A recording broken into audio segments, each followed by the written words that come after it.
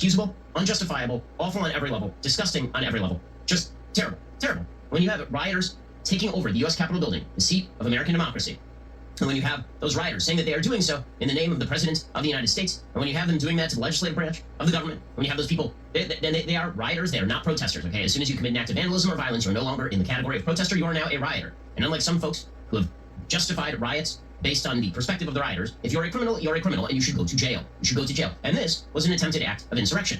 I mean, technically speaking, that's what it was, considering that the reason that this happened is because Congress was simply there doing their constitutional duty and tabulating the state-certified electoral count. It is an evil act to invade the seat of government and do violence to people. It turns out we now have over a dozen police officers who are injured. There are 4 people who are dead. 1 person was shot. 3 people died in medical emergencies yesterday.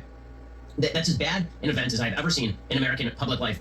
Frankly, I think that in many ways, it's the worst thing to happen to the United States of America since 9/11. An insurrection? Worse than 9/11? Ben Shapiro? Really? But didn't he just vote for Donald Trump for a second term? Hasn't he been supporting this guy and acting like a propagandist for the Republican Party in support of his re-election? But this is what he said on January 7th. Is there any accountability whatsoever in the right wing? You can say that Trump might be the next Hitler. Listen to this very, very clearly. You can say that Trump might be the next Hitler, then get selected to be his vice president and win, right? Now currently the vice president of the United States, well, to be, and you completely escape from any kind of political consequence or any kind of blame for your words. But it's worse than that. J.D. Vance's words have been used, and many times without pushback, to attack the left. Let me say this again. J.D. Vance's words. So even if you want to say he thought that then and now he thinks something differently, okay, if I grant you that, that does not help to explain or excuse the idea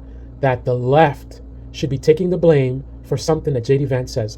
Now, one of the worst actors with this is Piers Morgan. Many times when Piers Morgan talks about this, people calling Trump Hitler, I think more often than not, he quotes J.D. Vance, but he says it in a way as if the left is saying it. Like he'll say the left is going out there saying Trump is the new Hitler, but those are J.D. Vance's words. He's quoting J.D. Vance and using it to attack the Democrats. Right? To someone that maybe didn't know that J.D. Vance said it, they are hearing and you know, they're processing that the left is saying that Trump is a new Hitler, when no, it was our next vice president who said that. Just think about that for a second. How disconnected from reality. That something that you did, you get no consequences whatsoever, but it's used to attack your political opponents. So anyone on the left who thinks that after another 4 years of Trump and whatever chaos that we know he's going to do, anyone that thinks the result of the chaos of the next 4 years is going to result in a wake-up moment for people on the right, they'd be like, oh goodness, what did I vote for? Sure, some people will, but overall, no matter how bad things get, they are going to wiggle their way because they're disconnected from reality. They don't have to have any accountability because they're protected by right-wing media will come up with all kinds of excuses and whitewash things and move the goalposts. So at the end of 4 years of chaos, no matter what, you know, the economy falls apart. It's kind of like, you know, it wouldn't have mattered if Kamala was president, it would have been even worse. Right? That's what they're going to say. There's nothing. I mean, the economy could fall apart. Crime could surge. And then it's like, okay, well, look, you talked about crime and you elected this guy. And now crime actually went up. Crime was lower under Joe Biden. Then it's like, no, you can't put that on Trump. While Biden was president, he allowed all these illegal immigrants to come here. And, you know, and Trump came in and tried to deport them. But these blue states were blocking him from deporting people. And so it's Joe Biden who did this. Like, no accountability. He could do the worst job possible and yet still have tremendous support. It's absolutely insane. This is the Debate Me channel. Debate Me comment section below. Click on the like button, subscribe, smash that bell. Be well.